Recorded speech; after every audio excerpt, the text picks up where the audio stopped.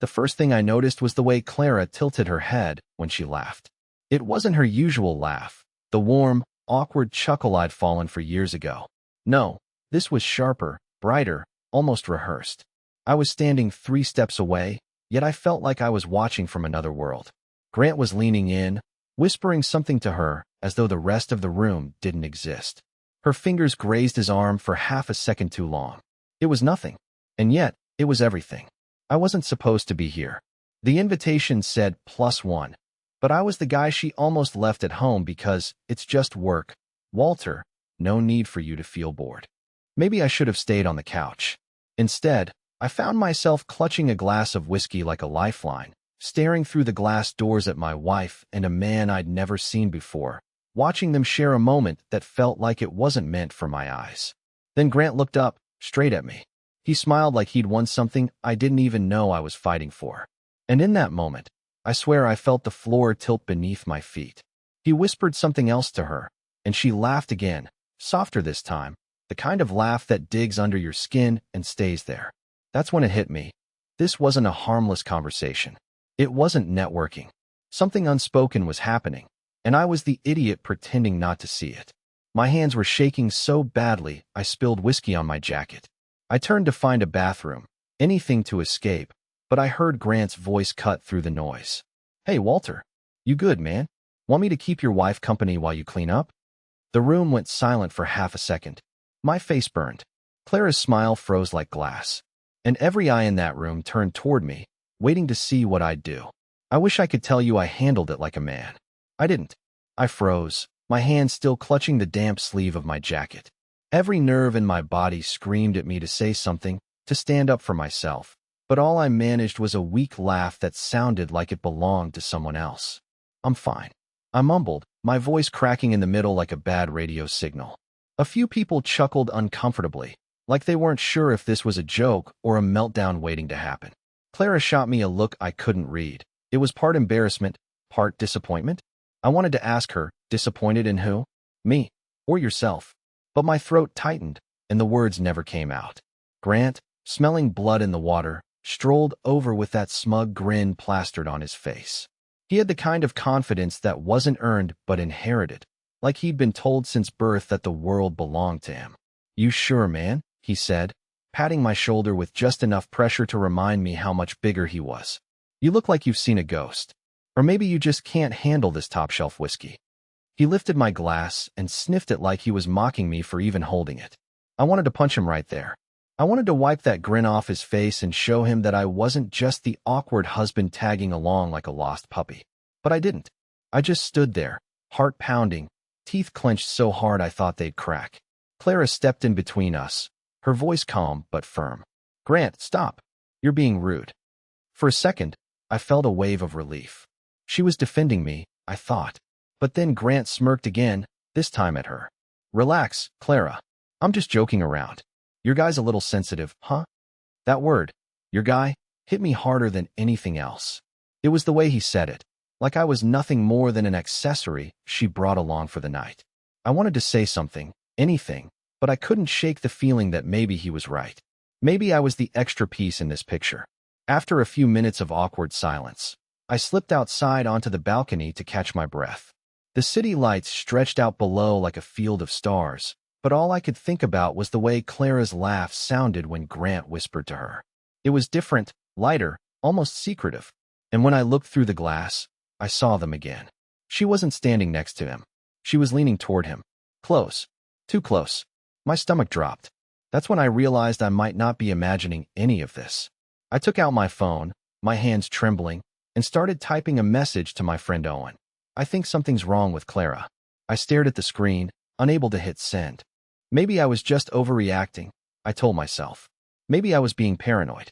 But deep down I knew. Something had already shifted, and I was the last one to see it.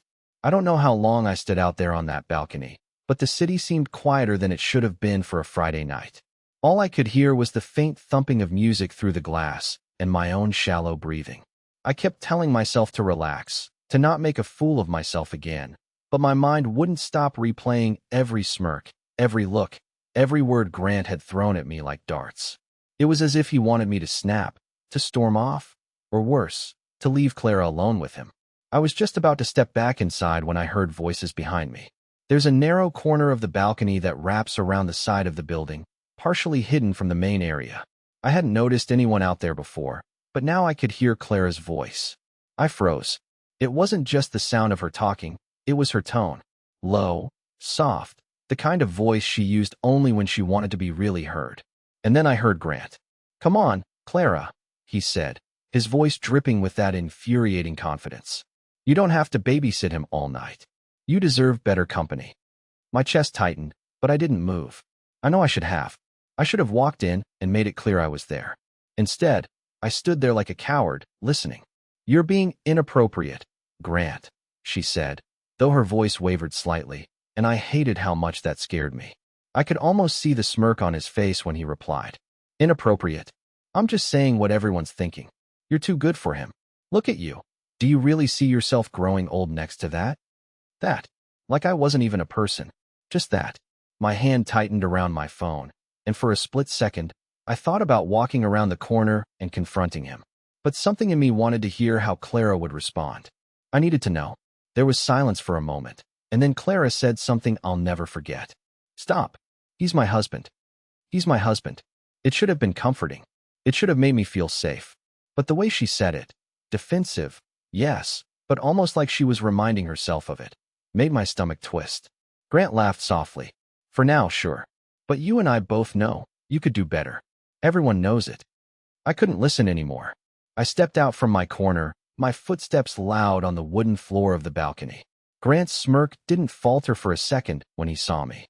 He didn't even look embarrassed. Clara, on the other hand, turned pale. "There you are, buddy," Grant said, his tone mocking but friendly enough that no one inside would suspect a thing. "We were just talking about you."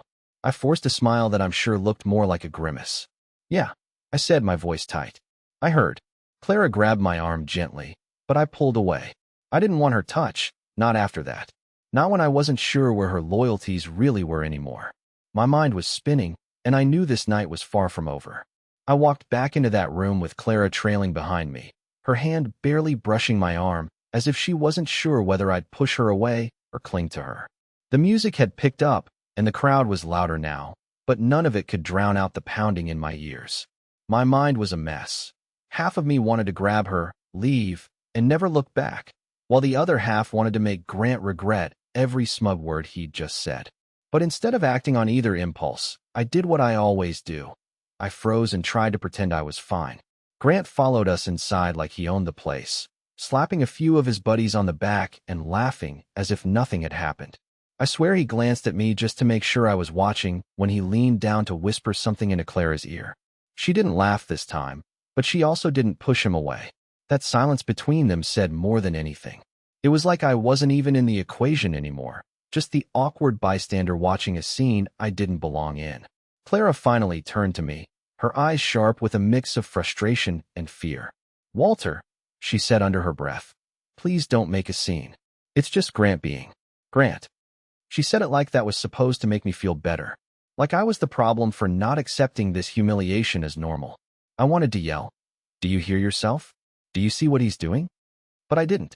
I just nodded, like the spineless guy I felt I was turning into. Grant raised a glass from across the room.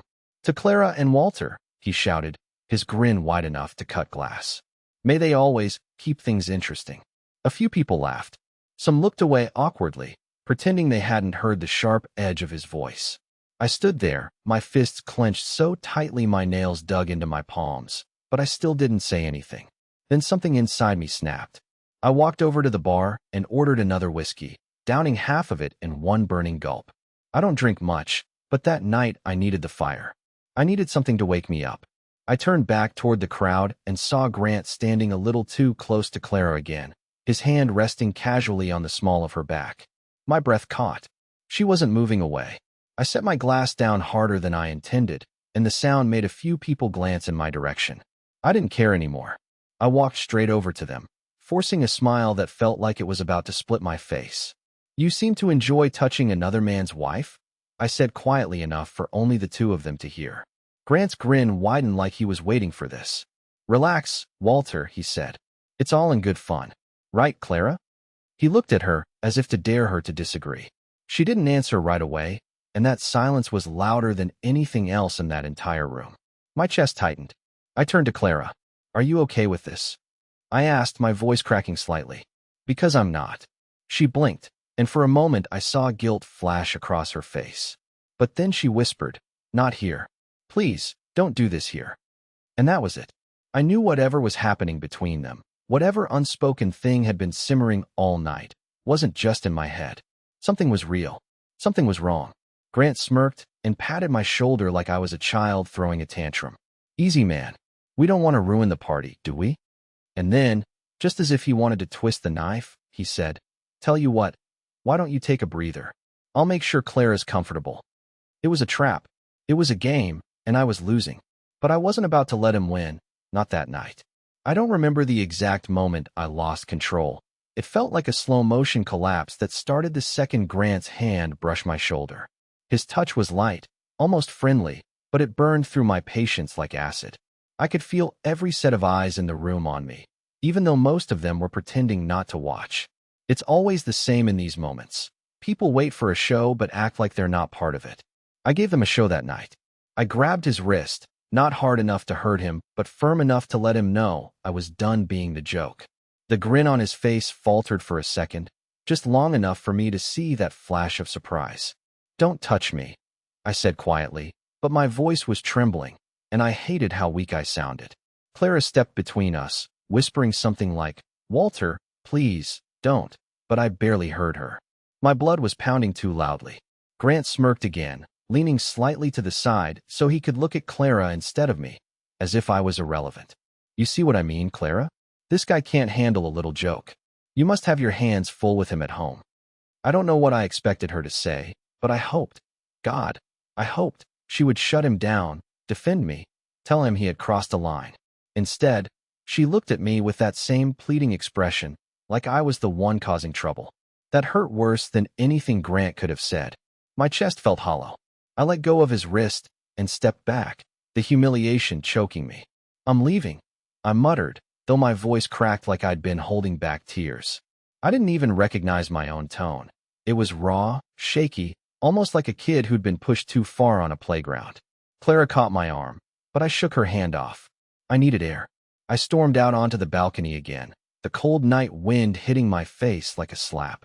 I leaned over the railing, gripping it so tightly I thought it might snap. My mind was spinning with all the worst possibilities.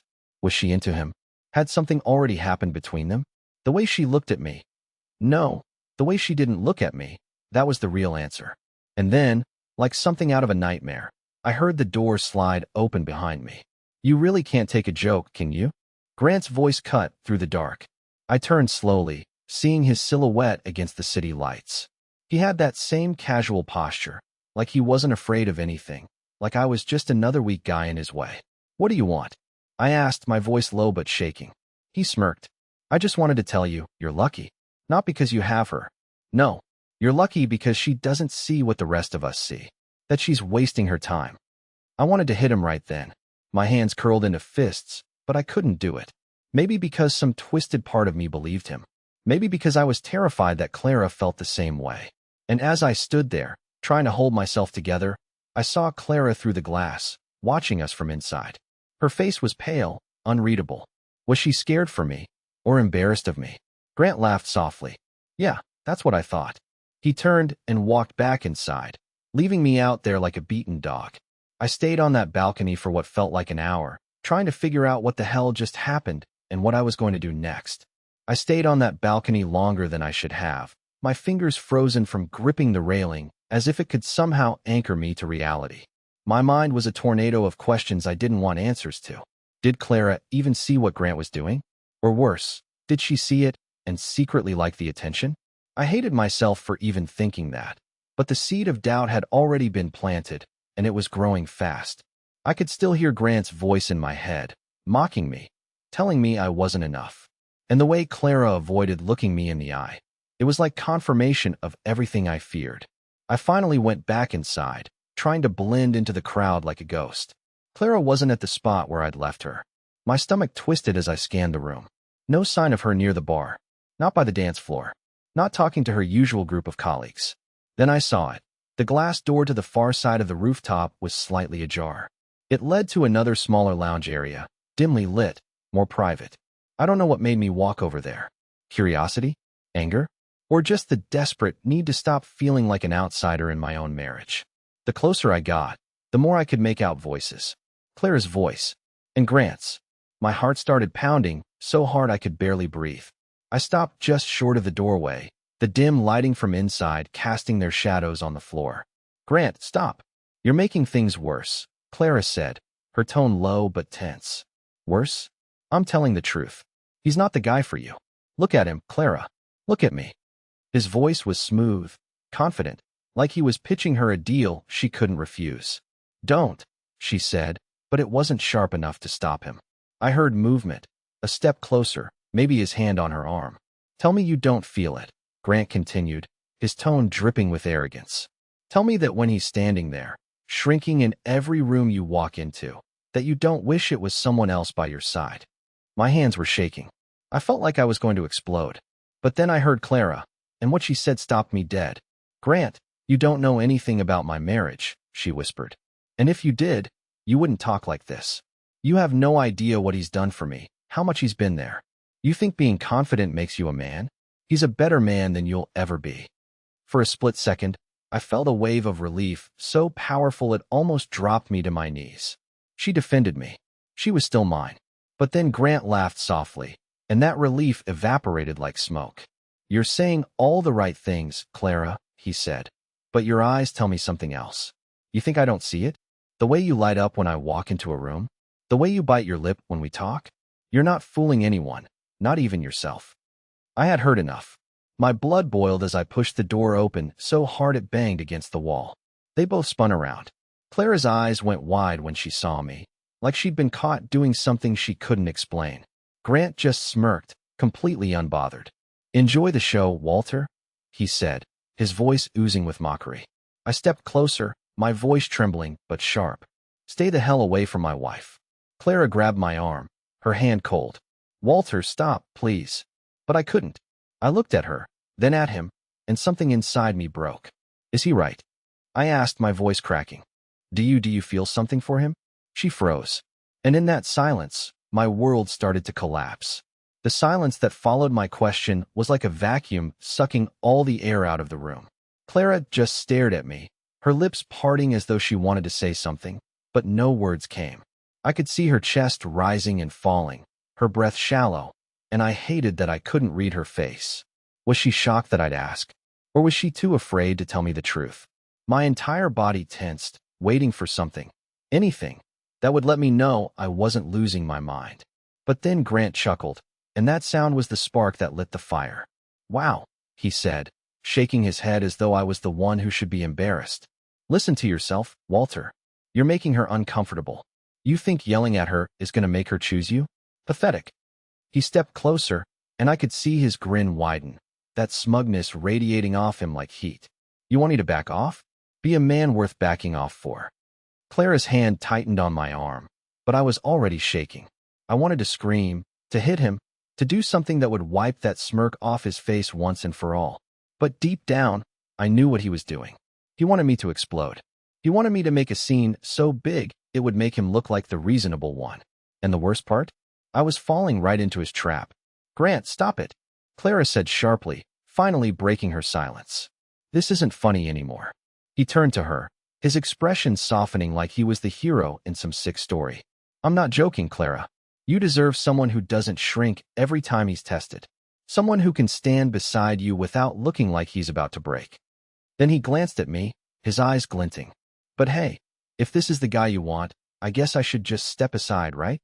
I didn't think. I just acted. I shoved him back, hard enough that he stumbled into the wall behind him. The sound of his shoulder hitting the panel made the few people near the hallway gasp and turn their heads. My pulse was pounding, my vision tunneling. I wasn't a fighter, but I'd had enough. Walter, stop. Clara's voice cut through my rage, but I barely heard her. Grant stood upright, brushing off his jacket with that same calm arrogance. He didn't even look angry, just amused. There it is, he said quietly, just for me. Finally, a little backbone. Get out of my face, I growled, my voice shaking. He He raised his hands like he was surrendering. Hey, no problem, man. She's all yours. He walked past me with a grin, but not before leaning in just enough to whisper, for now. That broke something inside me. I turned to Clara, my chest heaving. Tell me, I said, my voice rough. Tell me you don't feel anything for him. Tell me I'm not some idiot who's been ignoring what's right in front of him. Clara's eyes filled with tears, and for a second, I thought she was going to say exactly what I needed to hear. But instead, she looked away. Walter, she said softly, we need to talk about this, not here. Please. The way she said it didn't sound like reassurance. It sounded like the beginning of something I wasn't ready to face. I felt the stares from the people nearby, the weight of their judgment, and I wanted to disappear. Instead, I walked out of the lounge, out of the building, into the cold night air, because I couldn't breathe inside that place anymore. I stood on the sidewalk, shivering, wondering how I'd gotten here. A few months ago, Clara and I were planning a weekend trip to the mountains. Now I was standing alone on the street, convinced my marriage was crumbling in front of me, and I didn't even know if I could stop it. When Clara finally came out, her heels clicking on the pavement, she looked at me like I was a stranger. We're going home, she said quietly, her voice trembling. But I wasn't sure if home even meant the same thing anymore. The drive home was suffocatingly silent. The hum of the engine and the faint sound of the tires on the road were the only things filling the space between us. I kept my eyes fixed on the road, gripping the wheels so tightly that my knuckles turned white. Clara sat in the passenger seat, her hands folded in her lap, her gaze out the window. I could see her reflection in the glass, her lips pressed together, her brow furrowed. I wanted to speak, but I didn't trust my voice not to crack. Halfway home, I couldn't take it anymore. Clara, I said, my voice low but steady, I need to know. Do you feel something for him? My heart was pounding so hard I thought I might black out while waiting for her answer. She turned to me slowly, her eyes glistening. Walter, she whispered, no, not for a second. I hate how he treats you, and I hate how I let him get to you. But you have to know, I never wanted anyone but you. Never. I wanted to believe her, but the memory of her silence at the party burned in my mind. Then why didn't you shut him down earlier? Why didn't you say something? My voice cracked, and I hated how desperate I sounded. She sighed, her voice trembling. Because I was scared. Not of him, of you. I saw the way you shrank when he spoke to you, and I didn't know how to protect you without making you feel worse. But tonight, I realized something. I don't want a man who tries to act like someone he's not. I want you, Walter. The man who shows up for me, who works hard, who loves me even when I'm at my worst. Grant doesn't have anything that matters. You do. Something in her tone, raw, sincere, broke down the wall I'd built all night. I didn't answer right away. I just pulled over to the side of the road and put the car in park. For a moment, we just sat there, looking at each other, the weight of the night pressing down on us. I'm scared I'm losing you, I finally admitted. My voice shook like a child's. Clara reached over and took my hand. You're not losing me. But I think we've been coasting, Walter. We've been so comfortable that we forgot to fight for each other. Tonight, I saw how much you care, how much you love me, and I realized I need to show you the same. Her words hit me like sunlight breaking through clouds. For the first time all night, I felt something other than anger or humiliation. I felt hope. I squeezed her hand, and for a moment, neither of us said anything. We didn't need to. When we finally got home, Clara pulled me into her arms before we even closed the front door. We're better than this, she said softly against my shoulder. Let's not let anyone, especially someone like Grant, make us forget that. I nodded, holding her tightly. That night, we talked for hours, about what we needed, about the cracks we hadn't seen forming, about how we'd fix them. And for the first time in a long time, I didn't feel like the guy who didn't measure up. I felt like her husband, her partner, the man she chose. Grant was wrong. I wasn't losing her. If anything, tonight reminded us both why we started this journey together in the first place.